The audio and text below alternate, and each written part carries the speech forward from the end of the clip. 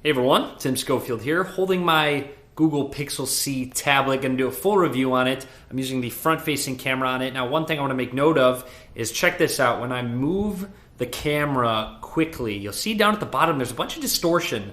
So not too sure why that is. It happens on the rear camera as well if you move it very quickly. So that's the only time it really shows up. If you're video chatting or anything like that, sitting still, you have no issues with the camera. But let's get into the review. I've had the Pixel C for about 4 months now, and throughout that time there have been a good amount of software updates. When the device was initially released, there were widespread touchscreen issues, there were issues with the keyboard connectivity, and also some performance issues as well. When I first got my tablet, I had some touchscreen issues that were actually apparent in my unboxing video. Something I kind of noticed while running through the setup and typing in my Wi-Fi password is that it kind of skipped some touches on the display like it just did there when I opened Chrome.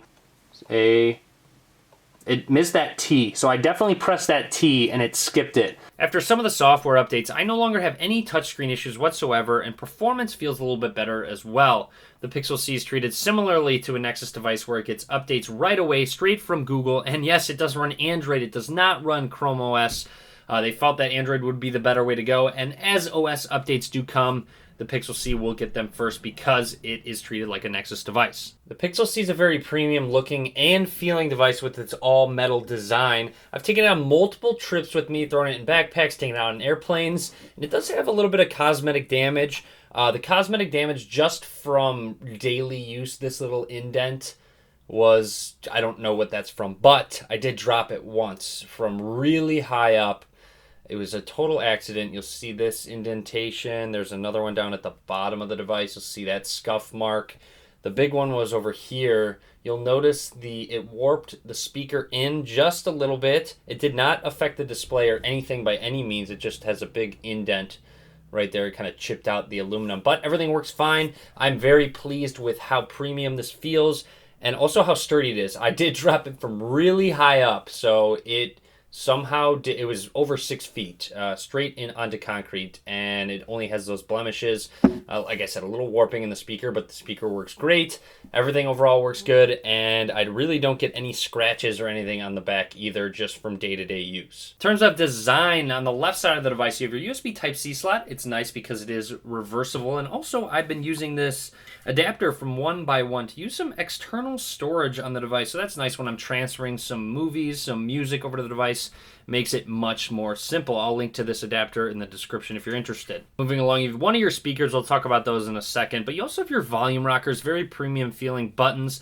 And then up towards the top of the device, I'm glad they have done this, but they've separated the power button on an entirely different side, so it's very easy to differentiate between the two. And then over on the right side of the device, you have a 3.5mm headphone jack and then the other speaker. It's important to keep in mind the Pixel C is going to cost you $500 for the 32GB model, and there is an optional keyboard that can be attached via the magnets for an extra $150. So for a tablet and a keyboard, it's $650 total. I have a separate review of the keyboard. I'll link to that below, but just keep that in mind. 4 microphones on top of the device are fantastic. Whether I'm making some video calls via Hangouts or doing some video recording, the audio sounds extremely crisp, extremely clear, and also it picks up long distance voice pretty easily. I find that I use it for OK Google commands all of the time, whether it's just sitting on my desk or if I just bring it with and throw it on the refrigerator, for example. I'll show you that in a second. And of course, since I'll be doing a lot of far away searches, it's great that these speakers are so awesome.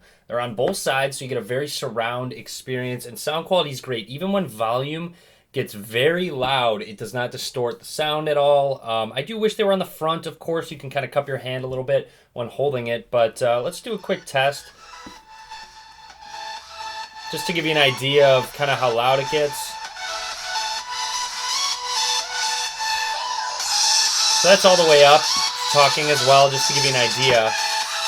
But yeah, I have no complaints about the speakers whatsoever, other than maybe if they were on the front, they could be a little bit better. But they're so loud that I basically never really have it all the way up just because they get so loud and sound quality is so good. And speaking of that 10.2-inch 2560 by 1800 display, it has been great. I do really love the display on this device, whether I'm gaming, watching a movie. The colors look very good. And also, someone asked me if the LCD had any light bleed over time. And no, I have not run into any issues with light bleed. As you can see by this display test right here, absolutely no light bleed.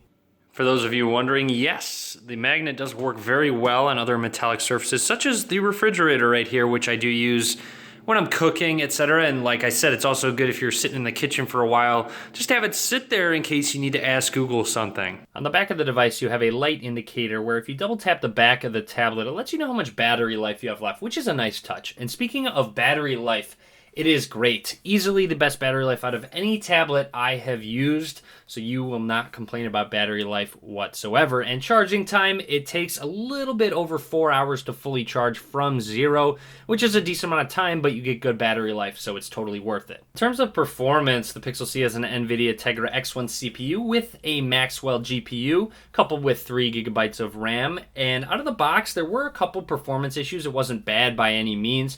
However, with software updates, performance has gotten better over time. Now, it's very fluid. The Pixel C handles basically everything you throw at it, whether you're gaming. The frame rates are very smooth and consistent. Multitasking is very easy as Android makes it, I should say. I guess that kind of moves us along to the software side of things with Android being on a tablet. Now, after using the Pixel C and attempting to use it as a desktop replacement, when it comes down to it, it's just not. Android isn't optimized for tablets just yet, especially when it comes to multitasking in general. There's really no multi-window feature at all. They didn't integrate it whatsoever. It is on Android 6.0.1 Marshmallow. Hopefully Android N adds some more tablet functionality. But when I go to use this tablet, like I said, I want to use it similar to how I use my desktop. And for example, if I'm watching a YouTube video, I can't go and tweet something while I'm watching a video. I need to specifically change apps in full screen mode just to go ahead and do that, and then go back into it with the YouTube video pausing in between that, or if I'm writing an article, if I'm reading an article, anything like that. It's just found that it's much faster to get done on Windows, and Windows overall handles desktop and tablets better, the operating system in general.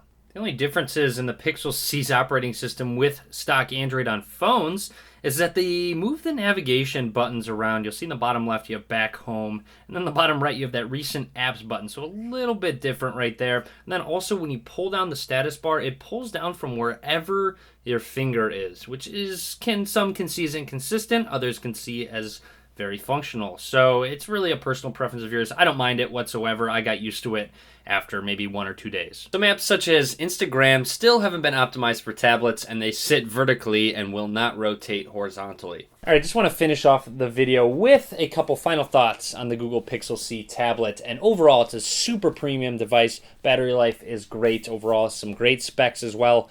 However, you pay for that. $500 for just this tablet alone. I honestly have a hard time recommending it because it runs Android. That's the only reason. Overall, in terms of hardware, it's great, but software, Android's just not optimized for tablets just yet. This is easily the best Android tablet you can get at the moment.